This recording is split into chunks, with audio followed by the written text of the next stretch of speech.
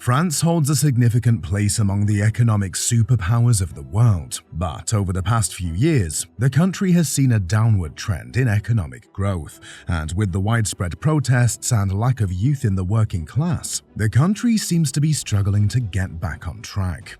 Welcome to France, the country with a long history as a member of the European communities, the predecessor to the European Union and a world-renowned advanced economy. This powerful nation has considerable influence over EU policy in domains like defense, security, and more. Apart from this, France is also one of the world's oldest developed economies, ranking third in Europe. However, in 2023, the country was among the most troublesome European states.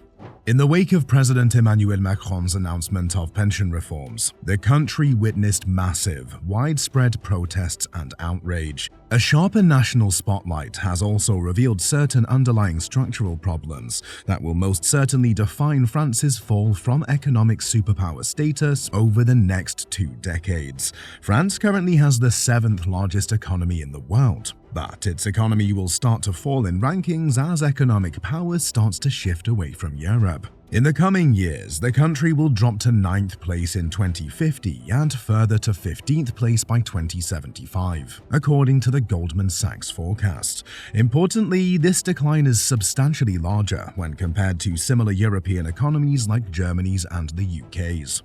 But when you're looking this far into the future, everything is speculative and not concrete, and it depends on various variables that might change over time. But even so, France is predicted to keep its budget deficit high until 2030. This will cause its public debt to balloon and put the country at risk of a demographic crisis comparable to that which has befallen Italy and Spain, particularly in the light of the increasing exodus of college graduates seeking employment elsewhere. This, along with minority groups' limited access to jobs and low rates of social mobility, will eventually lead to many problems that will contribute to the country's economic fall. If you are enjoying this content, please throw a like and subscribe to this channel for more exciting content like this. The present economic situation in France, like that of many European nations, has its origins in the decades immediately following World War II.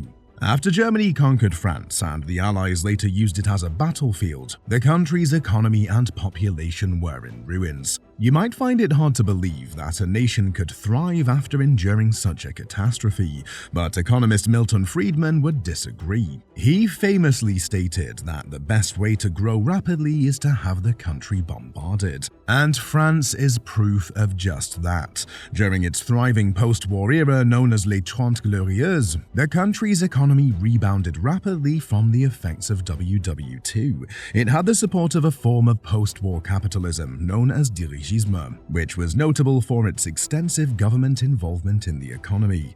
Initially, the state prioritized industrial investment over the labor market and consumption from 1945 to 1968. However, from 1968 to 1983, there was a gradual change towards supporting the labor market and consumption while reducing the emphasis on industry investment. But in 1983, France shifted gears, once again embracing a market-oriented economy rather than an interventionist one, as the focus shifted from state-led involvement to EU laws. While maintaining an emphasis on social and labor market policies, this new economic system aimed to liberalize the economy. At first, the citizens reaped benefits from this law, but it became clear that these benefits were stifling economic progress, so something had to go. To bring prosperity back to French society, the Chirac administration took on the job of revamping this system in 2002. But unfortunately, the country's economy has been stagnant since then, partly due to the high unemployment rate. At 7.8%, the unemployment rate is far lower than it was 10 or 30 years ago, but regardless, it remains higher than the European average and has been like this for some time now. Many predictions indicate that the current rate, which is a 15-year low, has hit rock bottom, as many service-based and industrial-based companies have reduced their hiring rates. A further decline is improbable due to underlying issues, even though the labor force has increased over time. Not only that, there has been no corresponding gain in employment in France due to structural inequalities in the labor market that date back to the 1970s. France scores in the bottom third of OECD countries on all three metrics of job quantity, with the employment rate substantially below the OECD average.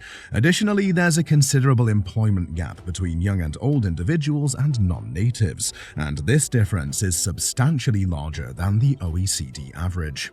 Another thing that France's economy is struggling with is low-skilled workers who have poor employment prospects. This in turn contributes to the high unemployment and inactivity rates. The educational system in France and the requirement for master's or doctorate degrees to obtain employment only serve to worsen the complexity of the country's unemployment situation.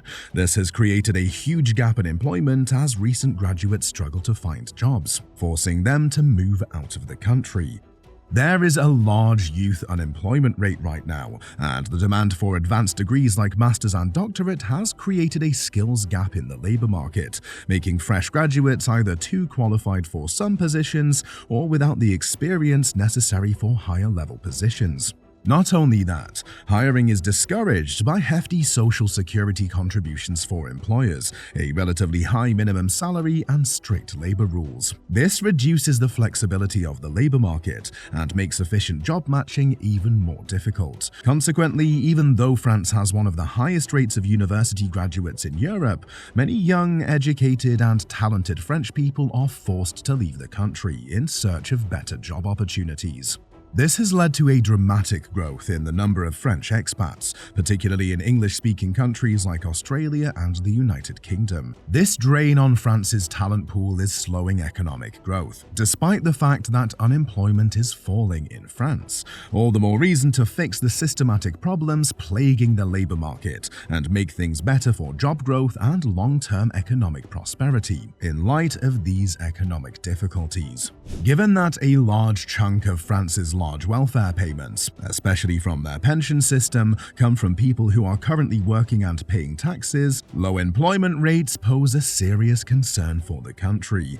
Obviously, if people could adequately save for their retirement expenses, pensions wouldn't be required. But it's not the case, and that's why a lot of countries have to give out pensions. It's like a government Ponzi scheme. The government relies on contributions made by working individuals to fund the system and provide pensions to individuals who have passed the retirement age. If you don't raise the retirement age, the French government will have to pay more into pensions as the population ages and competent workers travel abroad for work, which is going to be a major problem in the future.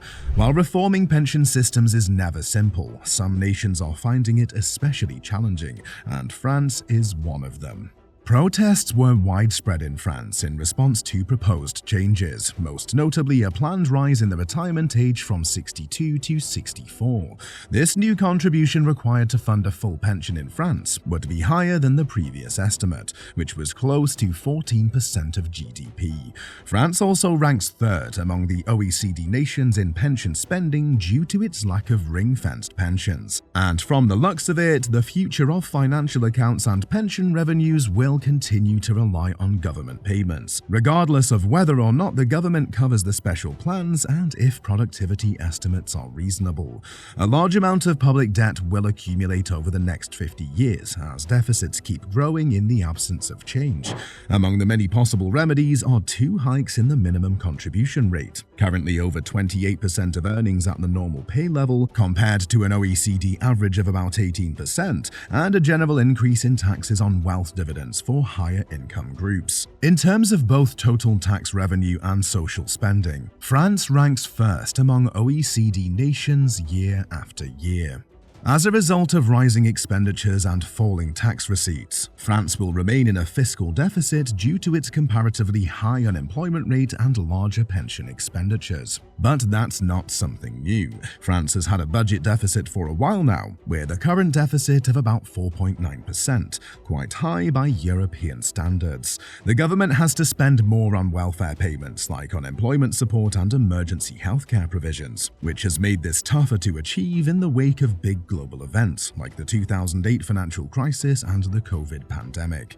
Both increased spending and cuts are accounted for in the planned budget. The elimination of pandemic stimulus measures and the progressive reduction of energy subsidies, worth $15 billion or 0.5% of GDP, are the main drivers of outlined savings. But there are more spending plans in the draft budget, such as €7 billion to help with the green transition and €25 billion to index pensions and social benefits and change personal income tax bans. The predicted decrease, however, appears to be driven mostly by cuts to programs that deal with isolated incidents, such as the pandemic, and it appears that France may attempt to significantly increase its public debt load in the absence of austerity measures. This is getting close to being 100% of the GDP.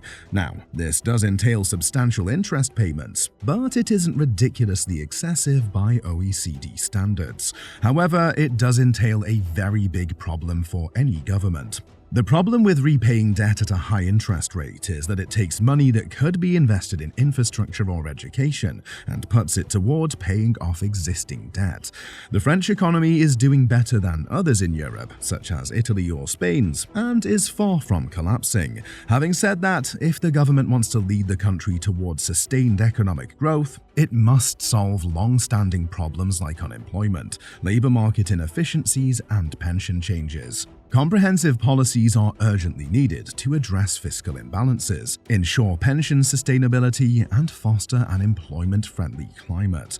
Taking bold governmental action and implementing much-needed changes may set France up for a resilient and successful future, guaranteeing its place at the front of the global economic pack.